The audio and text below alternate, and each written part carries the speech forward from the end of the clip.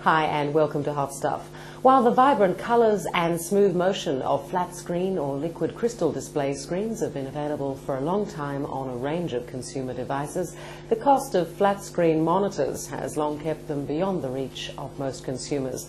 In recent times they've become much more affordable, and 15-inch LCD screens are rapidly taking the place of traditional CRT or cathode ray tube screens on our desktop computers. Alex Zaroff-Reutt, editor of Australian Net Guide magazine, checks out some of the latest and greatest. Well, LCD screen technology is the hottest trend in computers at the moment. They're small and they're thin and they're light, but there's been some advances in LCD screen technology of late. One is that the viewing angle that you can actually see the image on the screen has increased, so you can have more than one person sitting down and watching the image without it sort of washing out, as has happened with earlier LCD screens. Also, the prices come down, so we now have screens that are under $1,000. They have 1/3 the power consumption and emit virtually no radiation. Of course, CRT screens, or regular cathode ray tube, or regular screens, basically, as it were, they also have low power, the standards and low radiation emissions. But these ones have even less still, because they don't have this electron gun beaming sort of electrons at you. LCD screens have an accurate size, so when they measure diagonally across and they say it's a 15-inch screen, it actually is a 15-inch screen. Whereas with regular monitors, when they say 15-inch, when you actually measure it diagonally, you probably only get about 14 inches. Okay, well, this is the Philips. It's the 150B3Y, and it's got this two-tone sort of silvery type color, very fancy looking. It's got a base on the bottom, so you can just swivel it around. And it retails for $1,099, although, as I said, you'll probably find it cheaper. It's got all the usual features, takes VGA, plug, quite standard. There's a lot of things like contrast ratio, and the higher the first number, the better. This one is 350 to 1.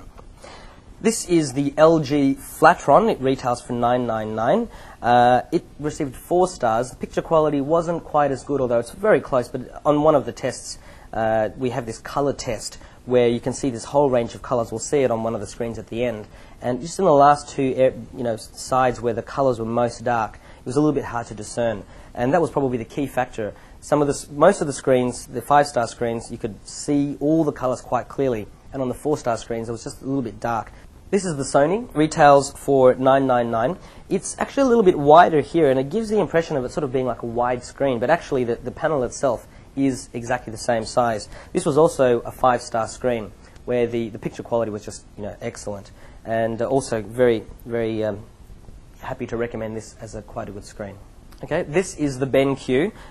This one also can go sideways, which is an interesting thing. Only the Philips and the Compaq and the BenQ could do this. This was also the only screen that came with built-in speakers.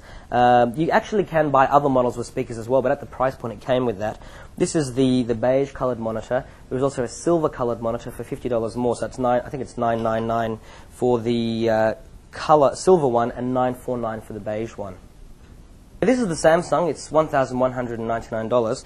It's got the highest specifications of any of the screens here, so the highest brightness and response times and those sorts of things. So they've really made an effort to put the highest specs but keep it at a similar price to the other ones. It's also the only screen that actually moves up and down. With the other screens, you've got to put a phone book or something underneath, but here you can just move that, and it's very reminiscent of the Apple iMac to be able to do that. And this was a fantastic screen, and you can see the color test here. I'm not sure how clear it is on your computer screens there, but all the colors are quite easily visible, and that was probably the defining factor in the screens. And it's a measure of how bright it is to be able to show those. So this was our best of test, the Samsung. The model is the SyncMaster 152T. They've come down in price more than ever before. Now, they used to cost $1,500 or $2,000 or a lot more. But one of the models that we're actually going to be reviewing in Net Guide magazine sells for $699, and the most expensive one is about $11.99. And of course, most of those prices are recommended retail prices. In stores, you're likely to find prices are down by $100 to $200, which is excellent. So you're looking at a sub $1,000 price for the screens. Join us again next week for another Hot Stuff. See you then. Audio, video, all sorts of things. Audio, video, all sorts of things.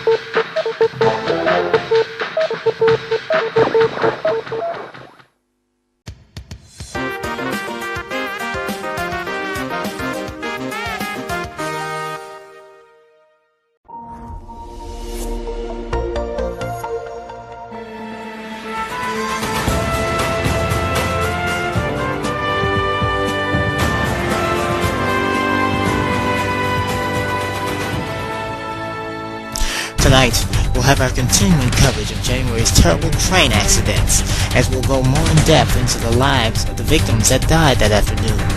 Tanya Cohen has spoken with various people who knew the victims, and she will give us her live report from Lothier Green Lawns in Midtown, where the victims will be buried.